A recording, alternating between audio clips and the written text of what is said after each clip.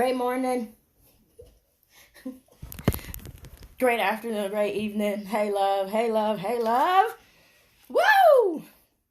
Wednesday to you.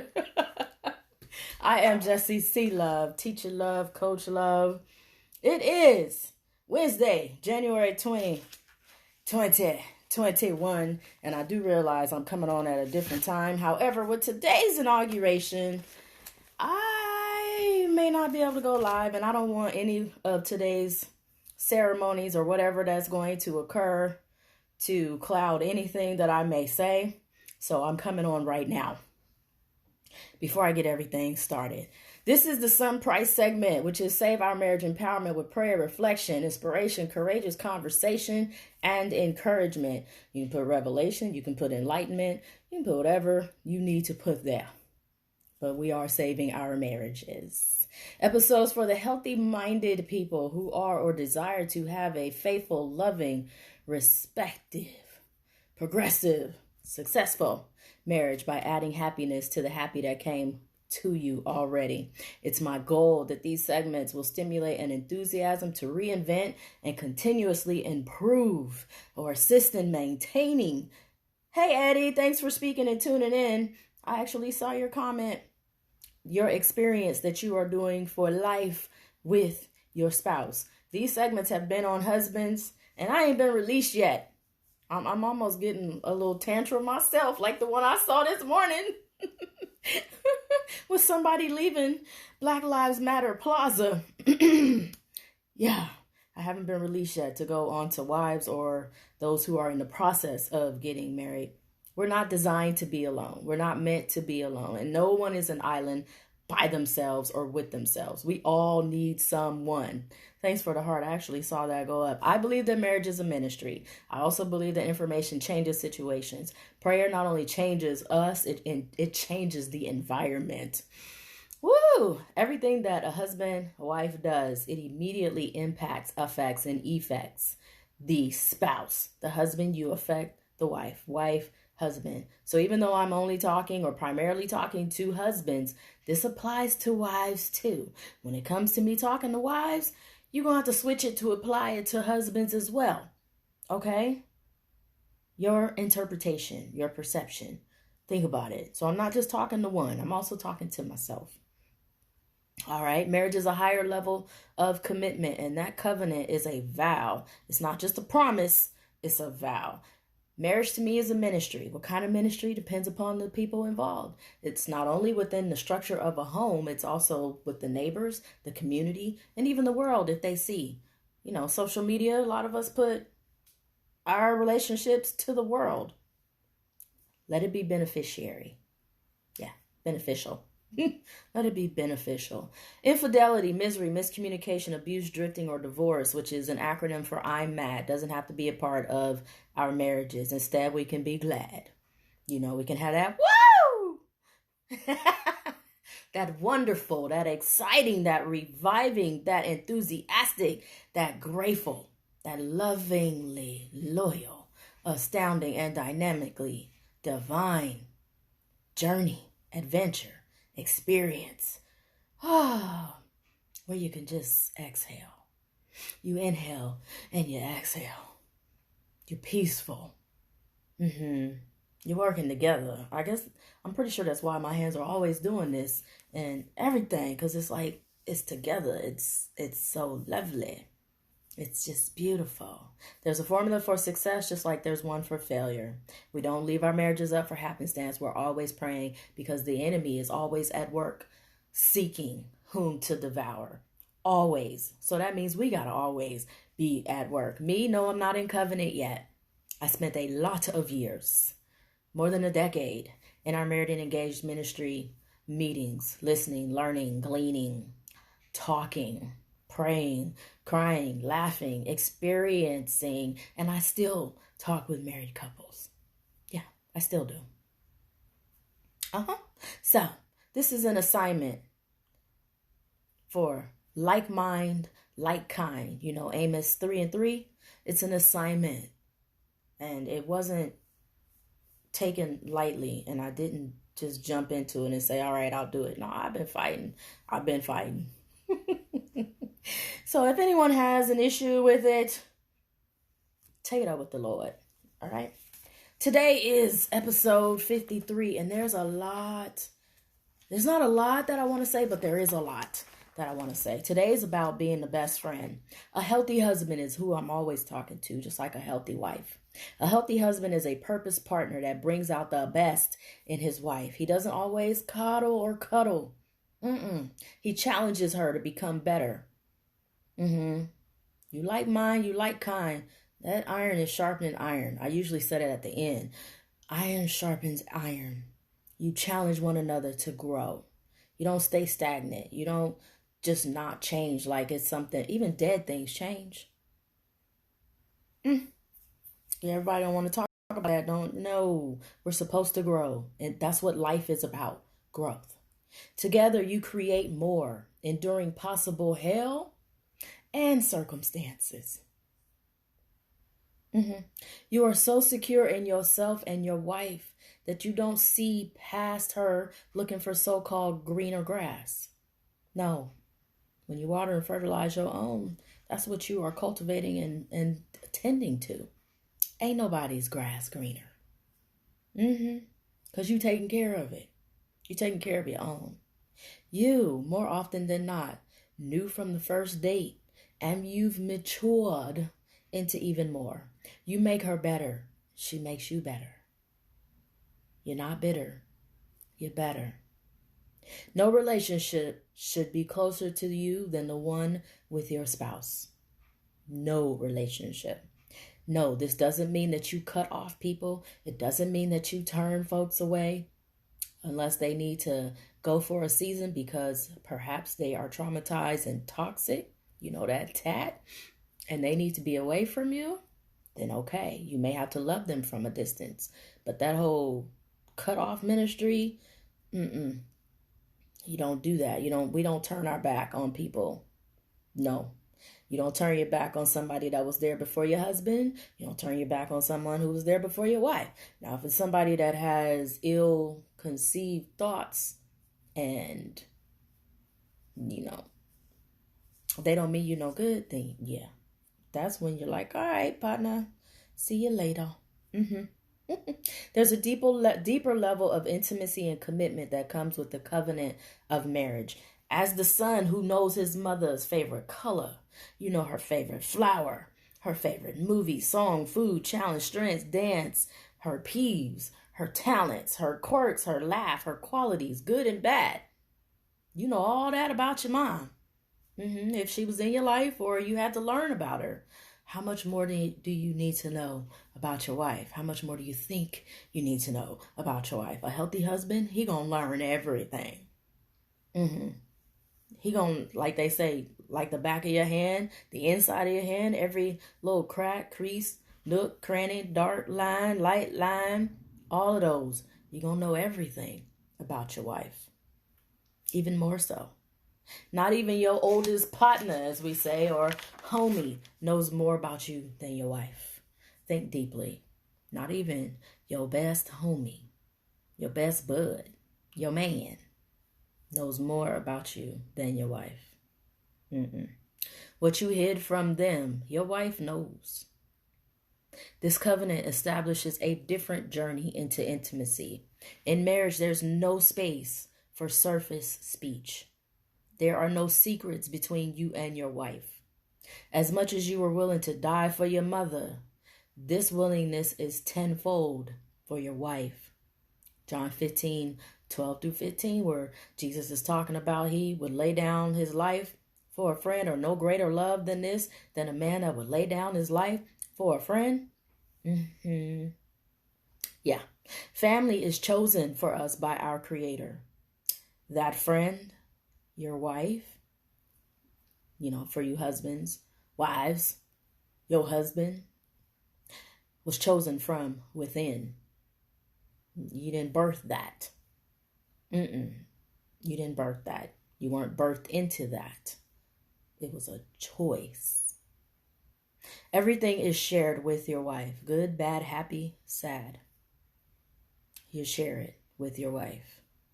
Jesus hid nothing from his friends. His friends were not taken by surprise on anything. He let them know everything before it was going to happen, so they would know in advance. There was no caught by surprise. Not at all. He was open and honest. His friends were not his servants. You know, servants, they live in the same place, but they don't know intimate details. That's not how your wife. With a healthy husband, his wife knows everything. Everything. There may come a time when you may need some assistance in the restroom and you can't even wipe your own behind. Is your homie gonna come do that? 9 times out of 10, nah, you ain't even gonna want him to. Some of y'all would rather sit there crusty and get sores than to let your best homie come do that for you. Your wife, however, some of y'all wouldn't even take a bath. Let your homie come put you in the bathtub. Your wife, however, some of you, your homie won't even come scrub your back, knowing that you can't reach it. Might say, man, put a towel on the bathtub and just, you know, Yet, some men call those kind of men they best buddy, they best friend, knowing he wouldn't come wash your back. If you end up having to wear diapers or something because something happens, very rare, like that 9 out of 10, ain't gonna have that kind of homie. Your wife, though, and if you do have a homie like that, God bless him. It's a beautiful thing to have at least one friend that will do that. Woo, that know you deeper than an acquaintance. Yeah. In that story, Jesus didn't die or lie to them, or as some would say, withhold information. Well, I didn't lie, I just didn't tell her. No. Healthy husbands don't do that. Will you know everything before marriage? Likely not. Likely not. As a healthy-minded man, your wife doesn't find out or be informed of a previous child, a disease, a previous marriage, an adolescent conviction that was taken off your record. She doesn't find it out after leaving the altar. And yes, that's vice versa too, for those that need to hear that. One reason why I appreciate Cyntoia Brown Long's story is because, one, she never cooked a meal for Jamie. She ain't boiled a pot of water. 2, he knew her entire sexual history, pretty much. And didn't hold it against her. 3, he told about himself beforehand. 4, they grew in love with open communication. When they couldn't talk on the phone because she was in prison, he was writing letters. He was writing letters. Intimate. When she left prison with nothing tangible to bring to the table, all she had was herself. That's it, and he knew that. He wasn't like, what you gonna do for me? What you gonna prove? There was nothing. She was coming out with herself. He took her from prison to a palace that he bought for her while she was in prison. He married her before she got out of prison. On top of the fact she was released on my birthday. This Cyntoia. That whole free Cyntoia. That one. That went to prison like this as a child. Yeah. Her redemption. Yeah. If you ain't read this story. Yeah. It's one reason why I love that. He knew everything. She knew everything. They didn't tiptoe around any kind of issue. They didn't show their best presentation. I mean, what best could she do in prison? She probably had some clothes because she'd been there for quite some time. What best could she do, though? She wasn't working to prove herself in any way. You know, that stigma of what a wife is supposed to do or a woman is supposed to do in order to prove herself to be what's the word? The high value that everybody's talking about now? Quality, high quality. He saw more than what was there. It takes some discernment and a relationship with the Lord to be able to know. Yeah. No tiptoeing around. Their story is deep and it's intimate. It's real. For myself, when I thought about Centoya and Jamie, because I already read that book. I got it like the first few days that it was available and read it fairly quickly. Today, when I was reading and writing about this, it made me think about my goddaughter, Kiara, and how I didn't really fight for her as much as I should have. And it tormented me for a long time after she died. And I started seeing this other side of her that I didn't know nothing about. It hurt me. I didn't know that young lady. And then she wasn't a young lady. She was vicious. And it hurt me. I was like, I should have fought for her a lot more. Because where she was guided from by being with me and guided to, that wasn't in the plans at all. It wasn't. And she hid that from me.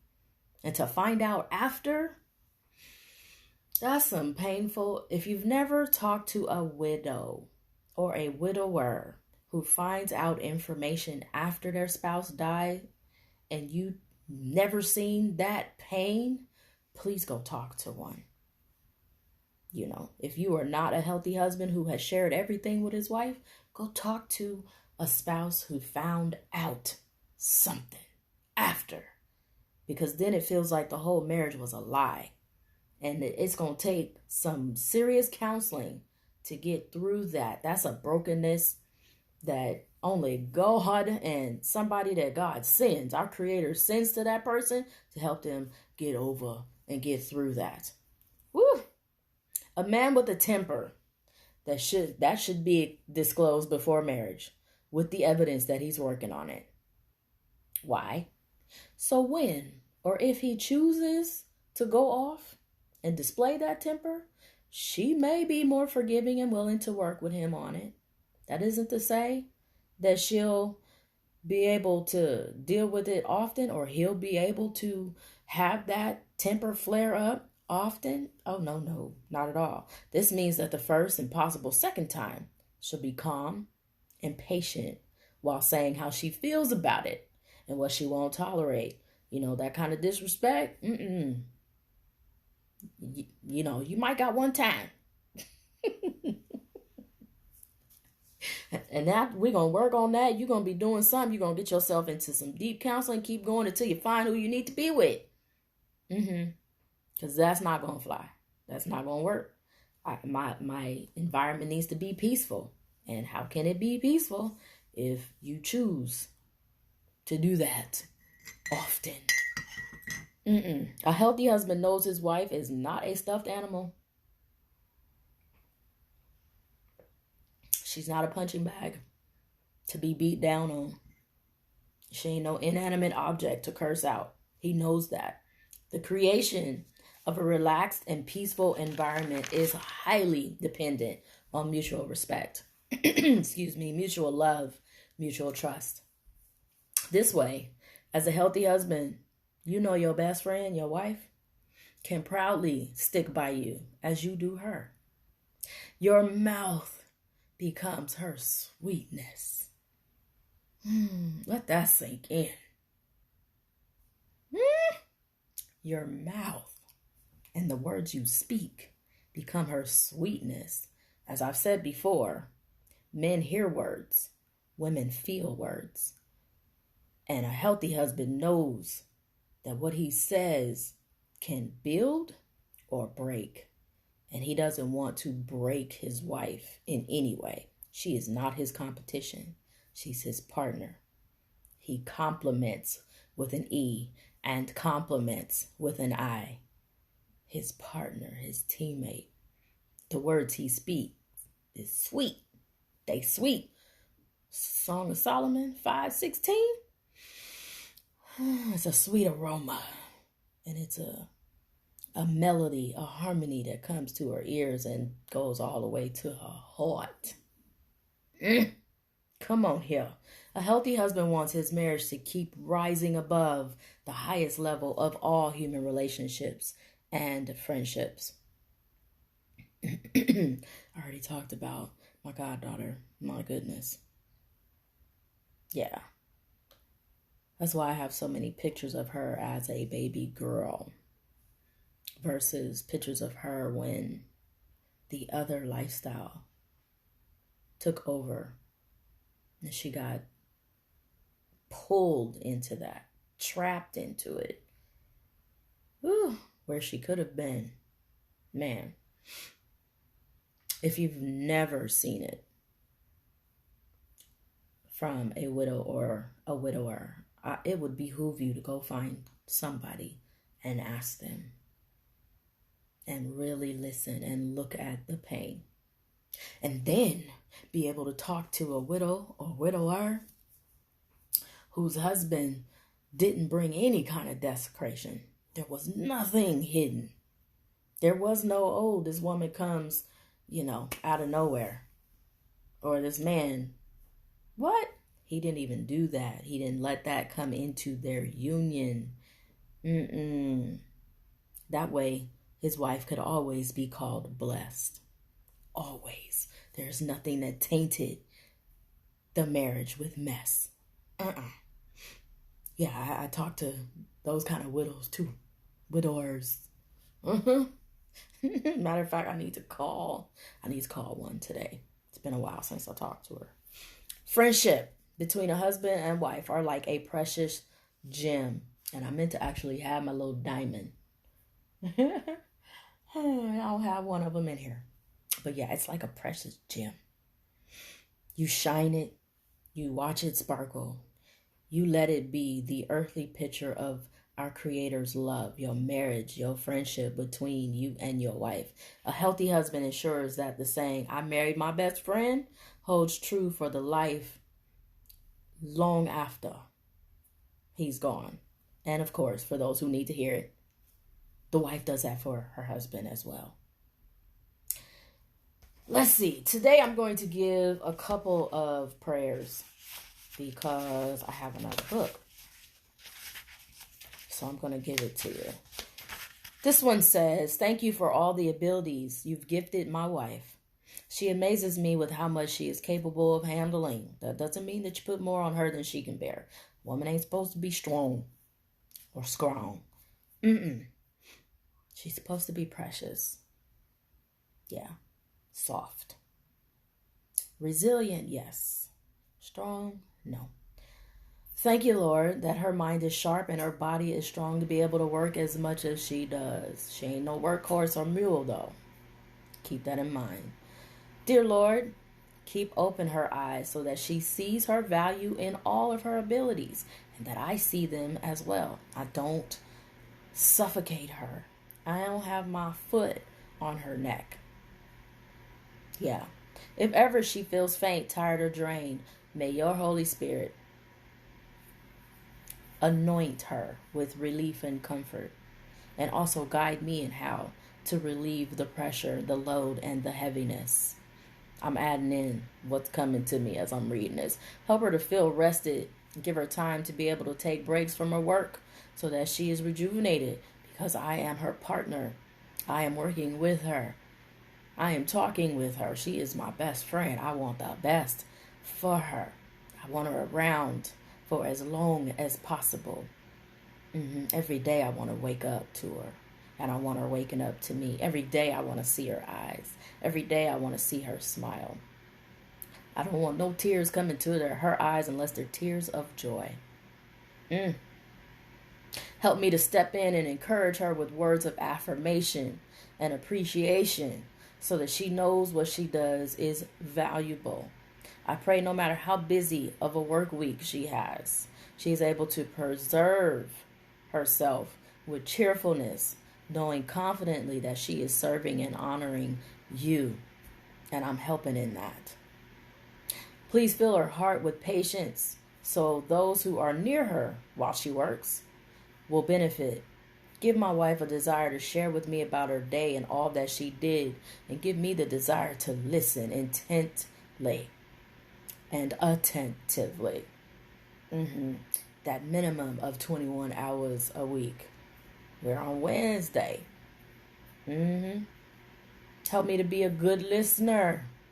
My hope is that we never allow our work to define how we treat each other. Help both of us communicate any frustrations that stem from work or life.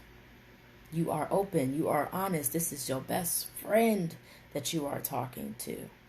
And you let go of any frustrations because you don't want your intimacy, your peace within your dwelling to be impacted by anything or anyone. You are her best friend. She is your best friend. You want the best and nothing less. Day number 20 of the Love Dare dedication says, love causes growth. Let me get my glasses just because I want them on. Assist me. Get my assistance. Husbands, love your wives just as also Christ loved the church and gave himself for her to make her holy. Ephesians 5:25-26. Marriage was intended to help us mature. A wife can be God's instrument to help make a man out of a boy she married. Lord, she can't raise no boy. She can't raise no boy into a man unless she birthed him. But what she can do is help the man grow from where he was into what God wants him to be. She can't do that. She has that kind of influence. She can do that if he's willing. A healthy husband is. A strong man will help mature and polish his wife. Y'all heard me say cultivate, as Dr. Miles Monroe says. By positive influence and loving interaction with her. Good friends and mentors sharpen you when you are around them. They ain't patty caking. They not patty caking or feeling like if they say something, you gonna crack. They have to be true. Lovingly. That keeping it real is lovingly. Yeah. May not always come out sounding right, but listen to the words, listen to the advice, and take what applies. Part of marriage's purpose is to help us refine and strengthen each other. Your spouse is given a front row seat for viewing your rough edges that don't resemble our Creator. When your spouse exposes a flaw or a weakness in your character or in something that you do, your response, and it says your first reaction. Reaction ain't always good. I'm going to say your first response is to listen and learn.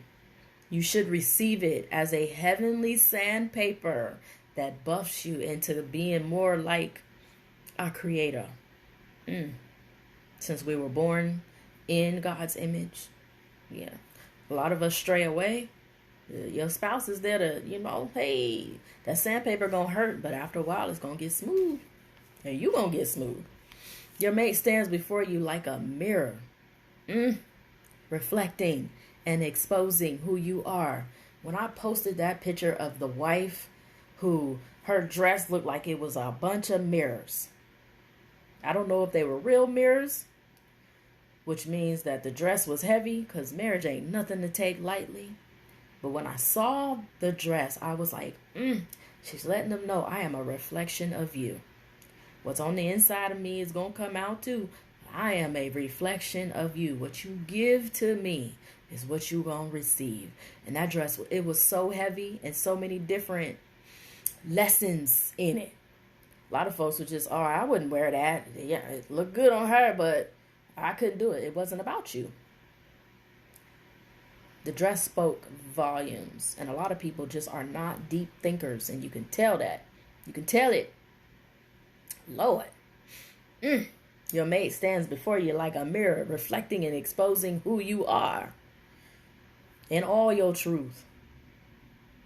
Not no representative in truth.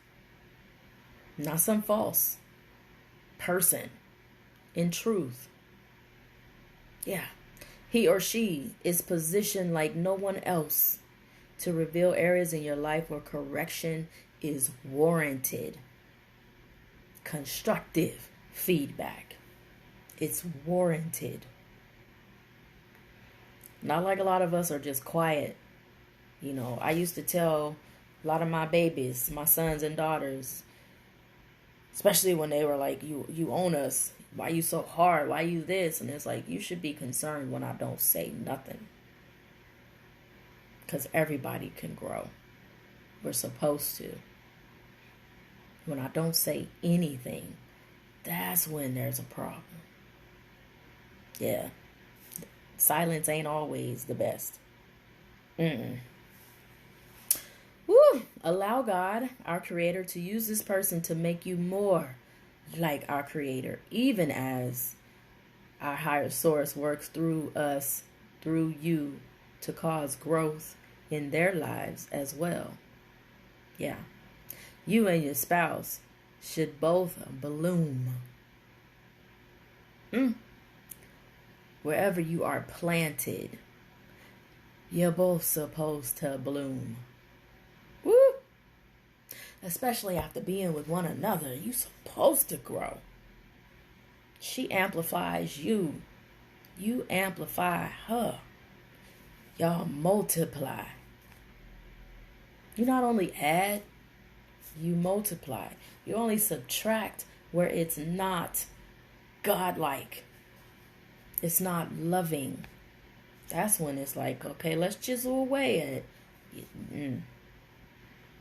That whole temper, okay, we're going to chisel away at that. We're going to work at that. Because that's got to go. That's not peaceful. That's stressful. And God doesn't bless mess. We want him to bless our nest. Yes. The Go Deeper says, read Ephesians 5:25 through 26.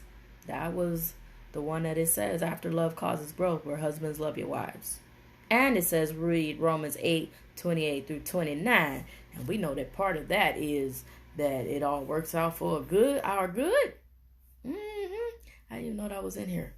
But that's part of what I say at the end. In what ways does Scripture say we can help our spouse become more like who we were created after? Yeah. In what way?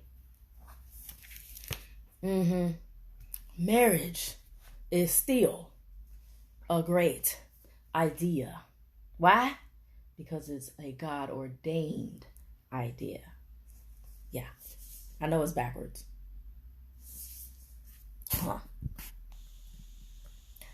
Understanding love. Marriage is still a great idea. Dr. Miles Monroe. So we done finished another book. And before I go and say my last part, in honor of today,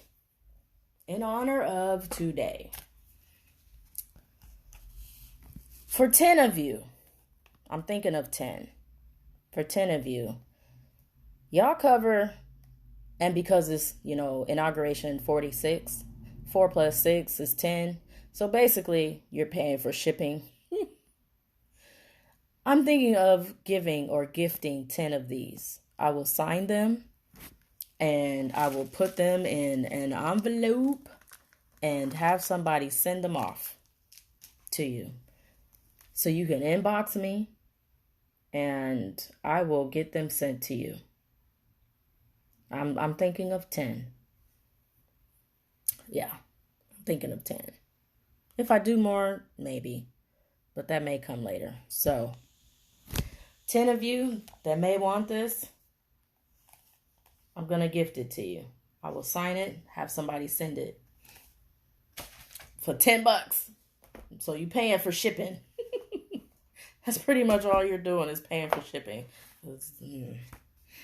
Yeah, I'm willing to do that. You'll get something out of it, or whoever you may gift it to. Faith makes it possible. Doesn't mean it's going to be easy. When all is said and done, you are your spouse's 10 out of 10. Iron sharpening iron. That Proverbs 27:17. You know it's about the team, the partnership, working together. Putting in your unique work for each other. You are not each other's competition. Your character, your integrity, your spirituality, and your advancement is dependent upon one another. It's so great to first love self and then be able to love someone else and to get that love back. We believe, we receive, we conceive, but we don't deceive. Mr. Les Brown's acronym for work, with my added clarity. W is the willingness to do what it takes without causing harm, being a willing vessel. O is the optimism to believe in good and see that everything's going to work out for our good. Don't cause no harm.